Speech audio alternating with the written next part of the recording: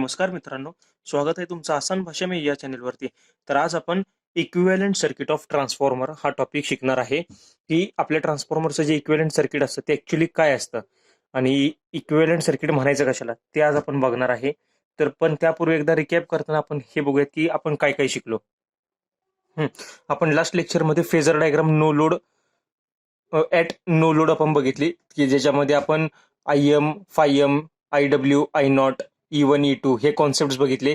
त्याचप्रमाणे IW, I0 cos phi naught, IM is equals to I0 sine phi naught आणि हे 3-4 formulas आपण पाहिले. P0 चा फॉर्म्युला बघितला, V1 I0 cos phi not. या फॉर्म्युल्यावरचं न्यूमेरिकल कसं येणार त्याचे पण आपण प्रॅक्टिस करणार आहे. पण ही फेजर डायग्राम आपण समजून घेतली व्यवस्थित. त्याचप्रमाणे मॅग्नेटायझिंग करंट आणि कोर लॉस कॉम्पोनंट ऑफ करंटचा कॉन्सेप्ट पण आपण पाहिला होता. तर आता आपण इक्विव्हॅलंट सर्किट हा टॉपिक बघणार आहे. ठीक आहे.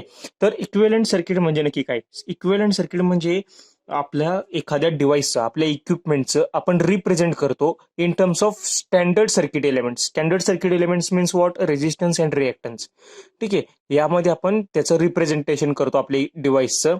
कशासाठी? की त्याचा परफॉर्मन्स व्यवस्थित समजून घेण्यासाठी. या आपल्या ट्रान्सफॉर्मरचा परफॉर्मन्स समजून घेण्यासाठी आपण त्याचं रिप्रेझेंटेशन स्टँडर्ड सर्किट एलिमेंट्स मध्ये करतो, म्हणजे आर आणि एक्स मध्ये. त्याला आपण म्हणतो इक्विव्हॅलंट सर्किट.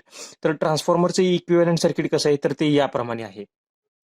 ठीक आहे. ही प्रायमरी साईड आणि ही सेकंडरी साईड. तर इथनं आपण व्होल्टेज अप्लाइड करतो. हा प्रायमरी वाइंडिंगचा रेजिस्टन्स, त्याचप्रमाणे हा प्रायमरी वाइंडिंगचा रिएक्टन्स. ठीक आहे.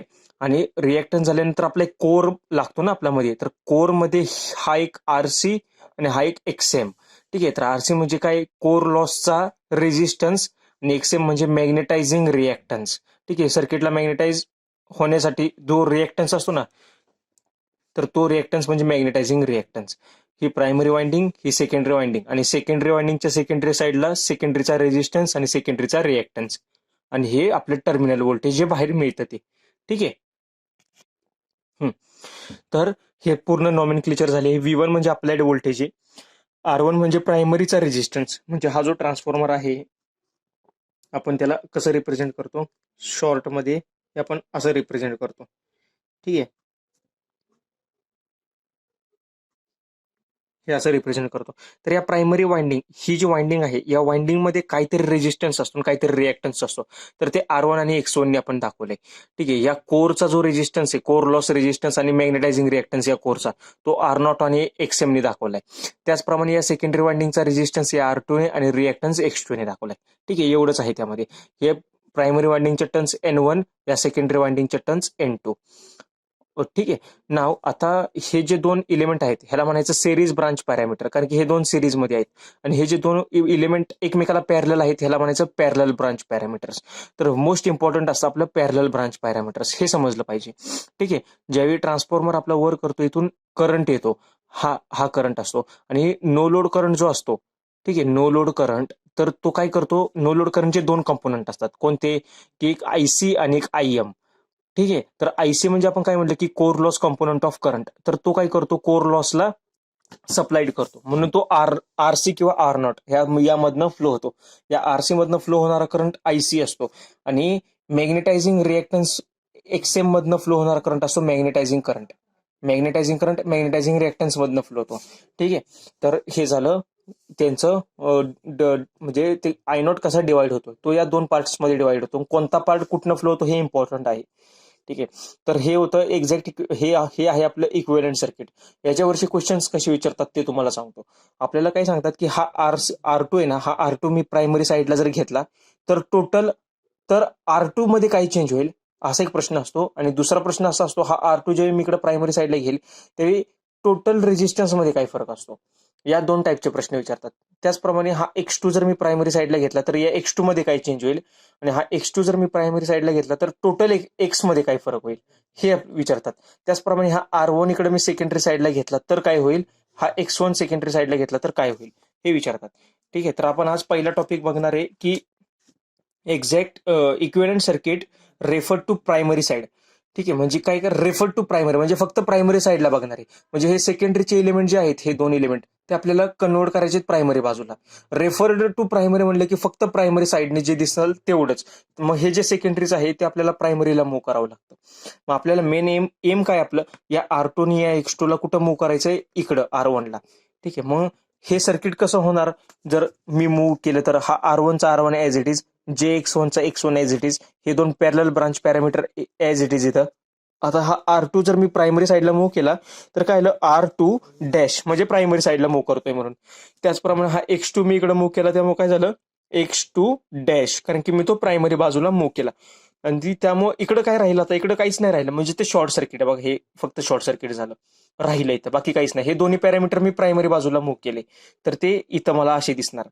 मग आता काय होतं, हा जो R2 होता आणि हा R2 डॅश, या दोघांमध्ये काय फरक असतो ते आपल्याला पहिल्यांदा समजून घ्यावं लागेल.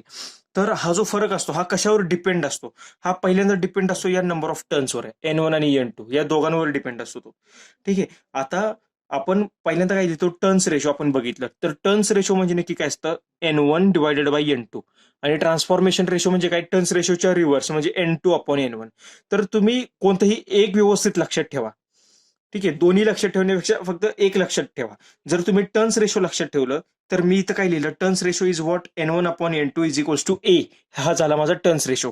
और मी सांगताना तुम्हाला दोन्ही सांगतोय, पण लक्षात ठेवताना तुम्ही एक लक्षात ठेवा म्हणजे कन्फ्युजन जास्त नाही होणार.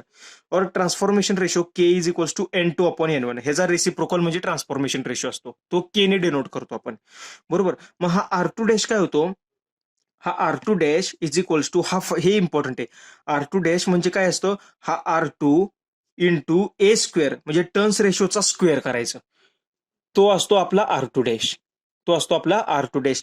त्याचप्रमाणे X2 डॅश काय असतो, X2 dash is equals to X2, original X2 जो होता सेकंडरी बाजूचा तो, इंटू इंटू टर्न्स रेशो म्हणजे N1 अपॉन N2 त्याचा स्क्वेअर, टर्न्स रेशोचा स्क्वेअर. म्हणजे काय करायचं, R2 डॅश म्हणजे प्रायमरी बाजूला मूव्ह करताना, म्हणजे असं मूव्ह करताना हा फ्लो असा लक्षात ठेवा, जे आपण असं मूव्ह करतो ना त्यावेळी काय करायचं, A स्क्वेअर करायचं, A स्क्वेअरनी.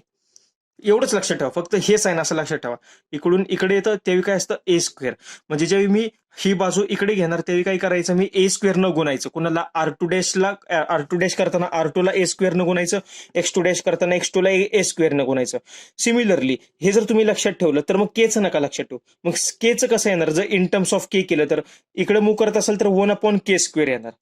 आता ए इज इक्वल्स टू काय, A is equals to 1 upon K, मग A square is equals to 1 upon K square, म्हणून R2 upon K square, X2 upon K square. Similarly या दोघांचा आन्सर काय येणार, इथं जर ए ची value N1 upon N2 put केली तर काय येणार, R2 into N1 upon N2 hole square. ठीक आहे, तर हे इम्पॉर्टंट आहे. R2 डॅश म्हणजे काय असतो, R2 into N1 upon N2 चा स्क्वेअर. आता N1 अपॉन N2 म्हणजेच काय असतं, टर्न्स रेशो, म्हणून तो A स्क्वेअरने आपण डिनोट करतो. ठीक आहे, तर किंवा 1 अपॉन के स्क्वेअर, हे लक्षात घ्या तुम्ही, दोघांपैकी एक लक्षात घ्या. मग एने लक्षात ठेवलं तर फक्त हे सोपं आहे लक्षात ठेवायला. तर हे होतं जे आपण with reference to primary side आपण करतो. जेव्हा आपण ईएमएफ घेतो इकडं, म्हणजे secondary side to primary side जेव्हा आपण ईएमएफ हे करतो, मूव्ह करतो, त्यावेळी काय होतं, जसं R2 आणि X2 ला आपण काय केलं होतं A स्क्वेअरनी, तसं ईएमएफ ला काय करायचं, नुसतं एने करायचं, एने मल्टिप्लाय करायचं, किंवा 1 अपॉन के ने मल्टिप्लाय करायचं E2 डॅश काढताना. म्हणजेच जेव्हा हा इकडचा ईएमएफ जेव्हा आपण या साईडला बघायला जाणार त्यावेळी फक्त ए ने मल्टिप्लाय करायचं. हा ए स्क्वेअर कशाला आहे, फक्त आर आणि एक्स या दोघांसाठी ए स्क्वेअरने गुणायचं, ई साठी फक्त ए ने गुणायचं. ठीक आहे, ई साठी फक्त ए न गुणायचं किंवा 1 अपॉन के ने गुणायचं. त्यावेळी आन्सर काय येणार, E2 N1 अपॉन N2 एवढा असतो E2 डॅश. सिमिलरली I2 डॅशला फक्त एक लक्षात ठेवा, I2 डॅशला 1 अपॉन ए असतो, I2 डॅशला I2 अपॉन ए असतो. इथं E2 इंटू ए, I2 डॅशला I2 अपॉन ए किंवा I2 इंटू के, इकडे E2 अपॉन के. ठीक आहे, इथं मी शॉर्ट मध्ये लिहितो, आर आणि एक्स या दोघांसाठी काय असतं, ए स्क्वेअरनं गुणायचं, ए स्क्वेअरनं गुणायचं. त्याचप्रमाणे ई असेल त्यावेळी काय करायचं, इंटू फक्त ए करायचं, आणि ज्यावेळी आय असतो, करंट असतो, त्यावेळी काय करायचं, 1 अपॉन ए करायचं, 1 अपॉन ए न मल्टिप्लाय करायचं. ठीक आहे, एवढंच फक्त, हे तीन फक्त लक्षात ठेवा. आर आणि एक्सच्या वेळी आपण काय केलं, इथं जसं बघता. ठीक आहे, total R refer to primary. आता टोटल रेजिस्टन्स काय आला मग, R1 प्लस R2 डॅश, ठीक आहे. टोटल रेजिस्टन्स काय आला, हा R1 प्लस हा R2 dash, R1 plus R2 dash हा आला माझा टोटल रेजिस्टन्स. त्याचप्रमाणे टोटल रिएक्टन्स काय आला, X1 प्लस X2 डॅश. ठीक आहे. हे आता हे ना, हे असं नका म्हणू की इथं पॅरलल ब्रांचचे हे जर काय नाही केलं ते एवढं नाही. म्हणजे लक्षात काय ठेवायचंय, टोटल रेजिस्टन्स काय आला R1 आणि R2 डॅश हा टोटल रेजिस्टन्स, टोटल रिएक्टन्स काय आला X1 आणि X2 डॅश. मग ते लक्षात काय ठेवायचं, R2 डॅश कसा काढायचा, X2 डॅश कसा काढायचा. तर आता हे लक्षात घ्या, total resistance refer to primary काय आला R1 plus R2 dash is equals to R1 plus R2 dash म्हणजे काय म्हणलं मी, R2 into A square. A square म्हणजे काय, N1 अपॉन N2 चा square is equals to R1 plus R2 into A square किंवा R1 plus R2 upon K square. हे पण लिहिलं तरी चालतं, इन टर्म्स ऑफ ए और इन टर्म्स ऑफ के असं लक्षात ठेवायचं, आयदर एकच. Total reactance similarly X1 plus X2 dash is equals to X1 plus X2 dash म्हणजे काय, X2 इंटू ए स्क्वेअर. ए म्हणजे टर्न्स रेशो, मग ते सिमिलरली आहे तसं इथे लिहिले. आणि झेड इक्विव्हॅलंट म्हणजे आर आणि एक्सचं combination, Z1 plus Z2 dash, त्याला आपण आर इक्विव्हॅलंटचा स्क्वेअर प्लस एक्स इक्विव्हॅलंटचा स्क्वेअरने पण लिहू शकतो. ठीक आहे. तर एवढंच आहे एक्झॅक्ट इक्विव्हॅलंट सर्किट जे आपण प्रायमरी साईडला मूव्ह करतो, म्हणजे सेकंडरी पासून प्रायमरीला मूव्ह करतो त्यावेळी फक्त हे पॅरामीटर लक्षात ठेवायचे. आर आणि एक्स साठी काय नाही, कशाने गुणायचं, ए स्क्वेअरनं गुणायचं. ई साठी, ईएमएफ साठी काय करायचं, ए साठी. इथं मुलांचं चुकतं इथं बरं का, करंटचं विचारतात, करंट जर चेंज केला तर काय होतं, 1 अपॉन ए नी मल्टिप्लाय करायचं, whereas A is equals to what, N1 upon N2. हे इम्पॉर्टंट आहे. ठीक आहे. तर आपण नेक्स्ट ह्याच्यामध्ये बघूयात की सेकंडरी साईडला मूव्ह केल्यानंतर कसा इफेक्ट पडतो. चालेल, थँक्यू.